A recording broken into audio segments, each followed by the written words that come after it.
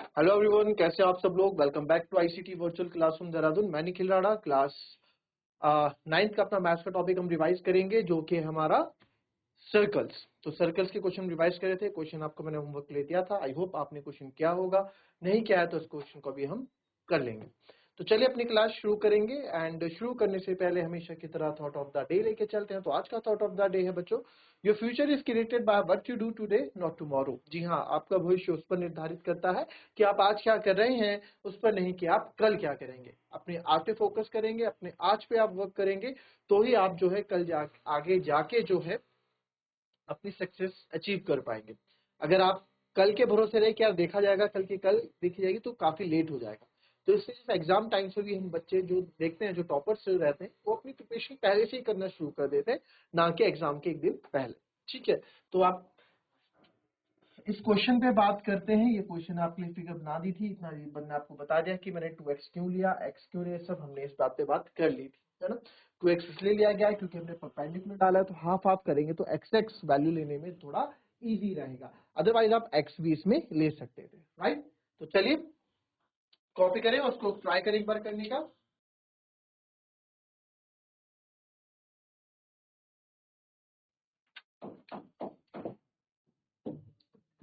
लिखते हैं इसको, लिखिए let each side of park या जो भी है बी 2x। तो ईच साइड ऑफ पार्क हमने क्या ले लिया सर, 2x। ओके, ठीक है। नाउ कंस्ट्रक्शन क्या क्या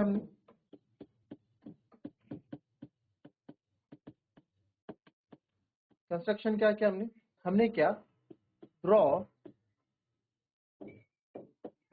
ए M perpendicular to S D through centre, passing through centre C D S D passing through centre. देखो इससे दो चीज हो गई, इससे मेरे यहाँ पे दो चीज हो गई। क्या कि आपने ये भी बोल दिया कि ए एम परपेंडिकुलर डाला, और दूसरी एस डी के, और दूसरा ये भी बोल दिया कि ओ से पास होके जा रहा है, सेंटर ओ से। तो ओ से पास होके जा रहा है, नीचे वाली थ्योरम यहाँ पे लग जाएगी कि बाइसेक्ट द कॉर्ड कर रहा है ना। वो चीज भी यहाँ पे आप लगा देंगे, राइट। तो अब आप यहाँ देखेंगे,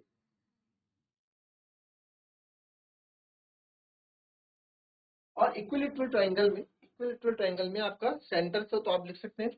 तो देयरफॉर, तो because perpendicular drawn from the center of circle to chord bisects the, से chord को क्या करता है, बाइसेक्ट करता है। तो यानी कि इसको दो बराबर भागों में बांटेगा, ये भी x हो जाएगा, ये भी x हो जाएगा। तो देयरफॉर आप बोल सकते हैं S M equals to half of, या S M equals to M D equals to half of S D. तो देयरफॉर जो एस एम है वो आपका यानी कि x होगा। नाउ मैं एक राइट ट्रायंगल, अब यहां से मैं x लाने का यहाँ पे प्रयास करूंगा, या am लाने का यहाँ पे प्रयास करूंगा। In right triangle A M S आप देख रहे हैं, इसका एरिया हम निकालेंगे। ठीक है, in right angle triangle A M S. ठीक है, नाउ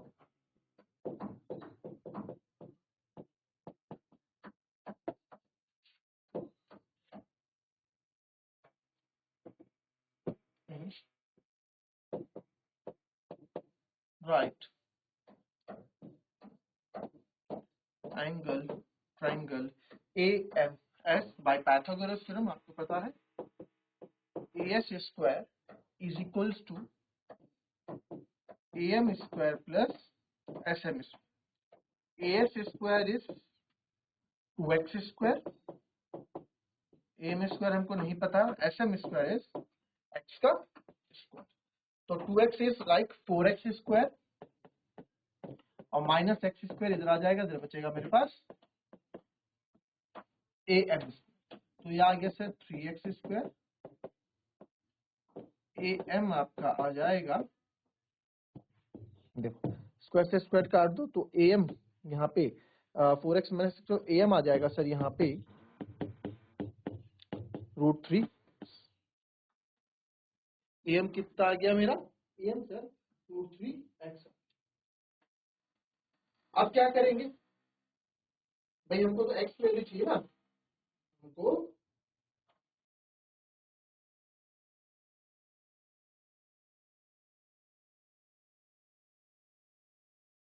अब मेरे को क्या, मेरे को x चाहिए सर, है ना, इस x की वैल्यू। अब एक बात होता है, अगर ये वाला ट्रायंगल, क्योंकि यहाँ पे मेरे पास क्या है, एक नंबर, और इस नंबर की मदद से मैं क्या हूँ यहाँ पे x निकाल सकता हूँ।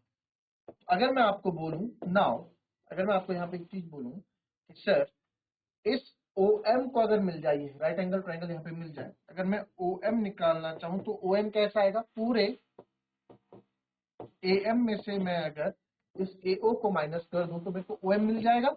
जी सर, तो ठीक है, AM तो सर आपने भी निकाला 3x माइनस AO कितना है, ये रेडियस आपको कितना दे रखा है, रेडियस आपको 20, अच्छा मैंने दिखा नहीं, तो रेडियस यहाँ से सेंटर है, तो ये भी आपका 20 है। OM कितना हो गया, √3x माइनस 20।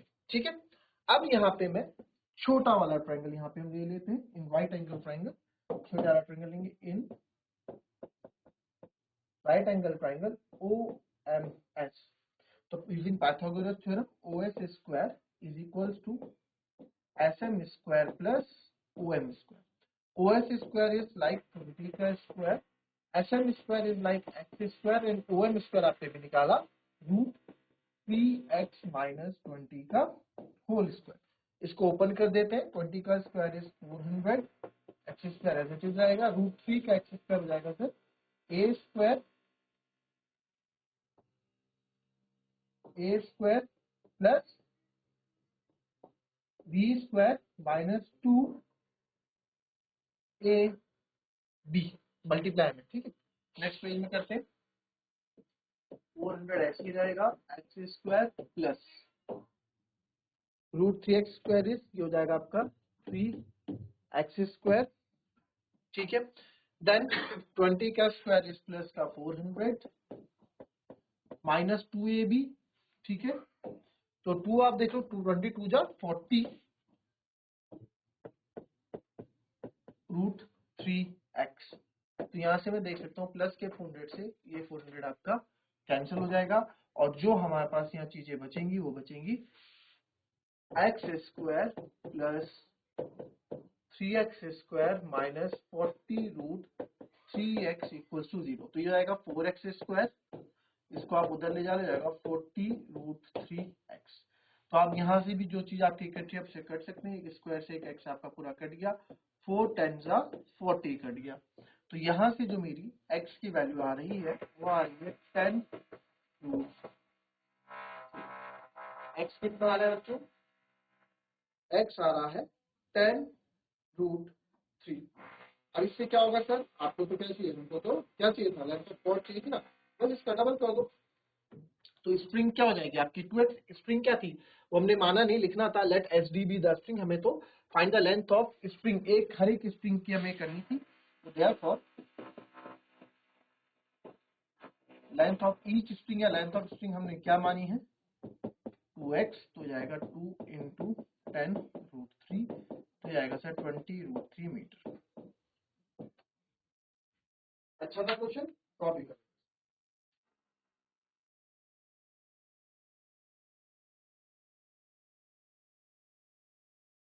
नेक्स्ट क्वेश्चन देखेंगे हम, a chord of a circle is equal to the radius of the circle। ठीक है, a chord of a circle is equal to the radius of the circle, find the angle subtended by the chord at a point on the minor arc and also point at on the major arc। बहुत अच्छा question है ये, चलो करो उसको। a chord of a circle, जो chord है circle की is equal to the radius of the circle, find the angle subtended by the chord at a point on the minor arc and also. अच्छा, तो question का figure कुछ और आ गया, इसको आप यहाँ से हटाओ। चलिए एक इसमें मेरे को एक चीज याद आई, रिवीजन में आपको ये चीज मैंने शायद नहीं कराई, इसको रिवीजन में भी कर देते हैं। वो क्या है, एक थ्योरम,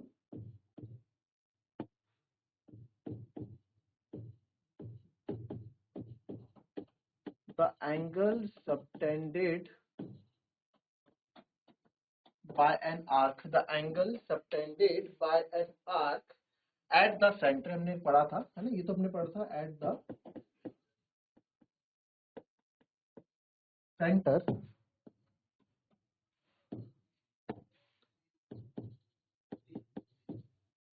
is double, वो क्या होता है सर, डबल होता है the angle subtended by it, the angle subtended by it, the angle subtended by it at any point, it at any point on the remaining circle, right, at any point on the remaining circle या remaining part of the circle। अच्छा, इसके लिए figure के लिए शायद हमारे पास था, इसी से समझते हैं।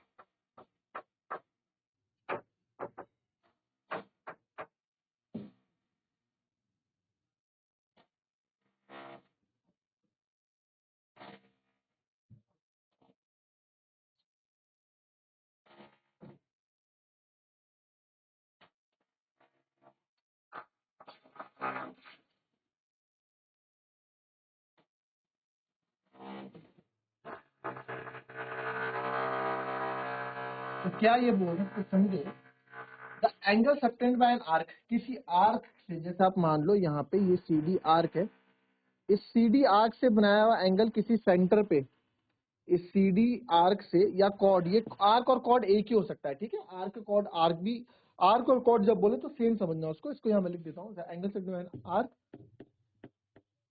और कॉर्ड। तो आप यहाँ देख रहे हैं, यहाँ पे जो एंगल बना रहे हो कॉर्ड बना रहा है, तो इससे बनाया, इस कॉर्ड से बनाया गया एंगल, सेंटर पे बनाया हुआ एंगल जो है हमेशा डबल होगा इसी कॉर्ड से बनाए गए किसी भी एंगल का on any other part of the remaining circle.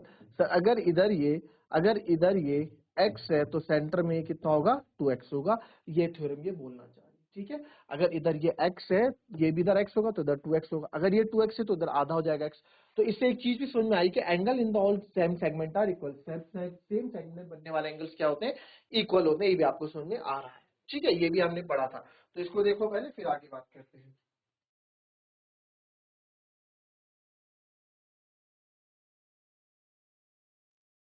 इसके अकॉर्डिंग फिगर बनाओ पहले, तो इसके अकॉर्डिंग फिगर बनाओ, चलो पहले तो इसके अकॉर्डिंग एक फिगर बना देते हैं, है ना। तो क्या क्वेश्चन बोल रहा है, फिगर बना देते हैं उसके अकॉर्डिंग, कि a chord of a circle, एक कॉर्ड ऑफ सर्कल है, सर्कल की एक कॉर्ड ले लेते हैं, is equal to the radius of the circle. ठीक है सर, एक कॉर्ड आपने ले ली, ठीक है, कॉर्ड आपने ले ली, और सर्कल का हमने सेंटर भी ले लिया, is equal to the radius of the circle, यानी कि जो कॉर्ड है ये आपकी रेडियस के बराबर है। ठीक है, ऐसे बना देते हैं, हमें कौन सा नाप के दिखाना, फिगर अपने आई देख ले बनानी। Find the angle subtended by the chord at a point on the minor arc and also point at on the major arc। क्या वो बोल रहा है कि इसी कॉर्ड से, इस कॉर्ड का नाम आप दे दो, इस कॉर्ड का हम नाम दे देते हैं ए बी, इस ए बी कॉर्ड से, इस ए बी कॉर्ड से एंगल सबटेंडेड क्या आ गया on the minor arc, minor arc में एक एंगल बनाया गया इसी कॉर्ड से,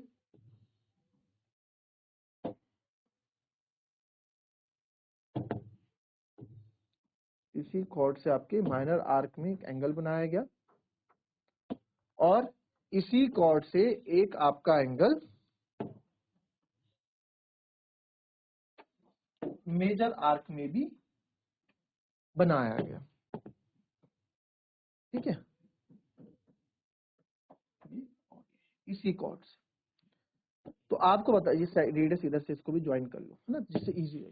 तो अभी जो आपको मैंने थ्योरम पढ़ाई थी, जो अभी आपको हमने थ्योरम पढ़ी, ये थोड़ा उसी के बेस पे आपका ये चीज रहने वाली है। ठीक है, तो इसको ए बी हो गया, इसको मान लो सी, इसको मान लो डी। चलो निकालेंगे इसको फटाफट, फिगर आपके लिए बना दी मैंने, करके दिखाएंगे मुझे एक बार।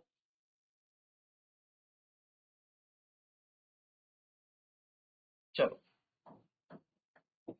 देखेंगे इस क्वेश्चन को किस तरीके से हम कर सकते हैं।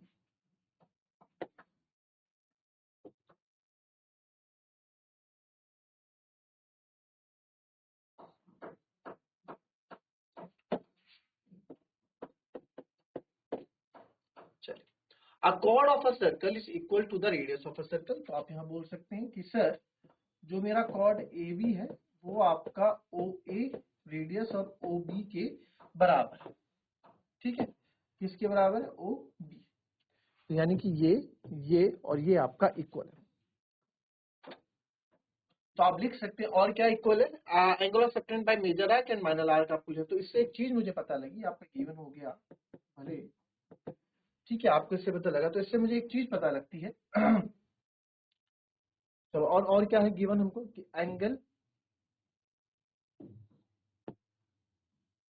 Angle on minor arc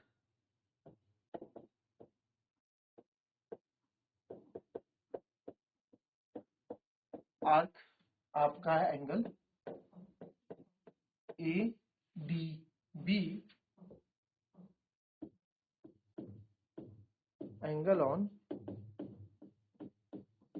major arc है आपका एंगल ए, मेजर आर्क में हमारा एंगल ए सी बी है। ठीक है, तो स्टार्ट करते हैं, ये हमें निकालना है। तो because A B is equals to O A is equals to O B, therefore triangle A O B या O A B is an equilateral triangle. ये आपका इक्विलेटरल ट्राइंगल होगा भाई, तीनों साइड्स इक्वल है, हमें पता है इक्विलेटरल ट्राइंगल के तीनों एंगल्स भी इक्वल होते हैं, तो ये भी 60 हो जाएगा, तीनों 60 हो जाएंगे, तो मैं इसी को 60 लिख रहा हूं अभी। ठीक है, ये भी आपका 60, ये भी आपका 60। तो देयरफॉर आप बोल सकते हैं angle A O B is equals to 60 degree. Clear? Angle subtended by the chord at the centre is double the, हमने भी इससे पहले जो थ्योरम पढ़ी वही यहाँ काम आएगी भाई। इसी कॉर्ड ए बी से एक एंगल सेंटर में बन रहा है और इसी कॉर्ड ए बी से एक एंगल आपका इसमें भी बन रहा है। ये थोड़ी जो फिगर है, ये थोड़ी फिगर आपको, ये ना जो लाइन थी आपकी यहाँ से होते हुए जानी चाहिए। ठीक है, थोड़ा ठीक है, इस तरह से बनेगा। अब आप यहाँ पे देखें, ये हमें हो गया, तो आप लिख सकते हैं angle A O B is 2 times of angle A D B, या ए डी बी जो है एंगल ए ओ बी का हाफ है, ये भी मैं बोल सकता हूँ। 2 को दे जाओगे तो डिवाइड। रीजन क्या दोगे यहाँ पे? रीजन वही दोगे, because angle subtended by the chord at the center is, at the center of a circle is double। ठीक है, angle subtended by the chord, जो भी थोड़ी देर पहले हमने पढ़ा, angle subtended by the chord is double at the center, angle subtended by the chord at the center is double the angle subtended by it, the angle subtended by it double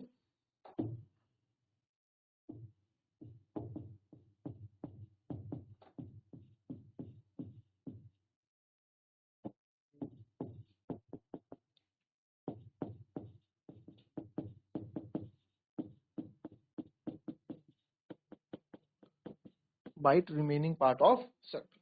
ठीक है, तो ये reason हमने दे दिया, equation 1 मान लेते हैं from first, बार बार हम बोल देंगे इसको फर्स्ट पार्ट के अकॉर्डिंग हमने किया। ठीक है, तो रीजन आप दे देंगे इसमें। तो देयरफॉर एंगल एओबी तो मेरा 60 है, 2 टाइम्स ऑफ एंगल एडीबी, 2 से आप यहाँ काट दो 30 टाइम, तो देयरफॉर एंगल एडीबी जो है कितना आ गया, 30 डिग्री आ गया। ठीक है, अब हमें इस वाले एंगल को आपको यहाँ पे निकाल के दिखाना है। तो यहाँ पे जो एंगल आप निकाल के दिखाएंगे वो आपका यहाँ पे रिफ्लेक्स एंगल बनेगा सेंटर। इसके लिए सेंटर वाला एंगल कौन सा रहेगा, ओहो ठीक ठीक ठीक, उल्टा हमने कर दिया। यहाँ पे जो ये एंगल है, ये एंगल इसके लिए रहने वाला था और ये रिफ्लेक्स एंगल जो है सेंटर इसके लिए था। तो ये जो ये आपका एंगल ACB आ रहा है, एंगल ACB। ठीक है, तो एंगल ACB जो है हमने कितना निकाला है, 30 डिग्री निकाला है। तो एंगल ACB मेरा कितना हो गया, 30 डिग्री हो गया है। ठीक है, अब मेरे को ये वाला एंगल आपको निकालना है। अब हमको ये वाला एंगल निकालना है, तो इसके लिए मेरे को ये सेंटर एंगल चाहिए होगा। तो इसको आप रिफ्लेक्स एंगल की मदद से निकालोगे और यहां से इसका हाफ कर दोगे, तो ये आपका होमवर्क होगा। ठीक है, ये अलग पार्ट आपका। तो इस थ्योरम बेस पे ही क्वेश्चन कराया मैंने। तो मिलेंगे आपसे अपनी कल की नेक्स्ट क्लास में, तब तक के लिए be happy, be healthy and be safe. Thank you and have a nice day.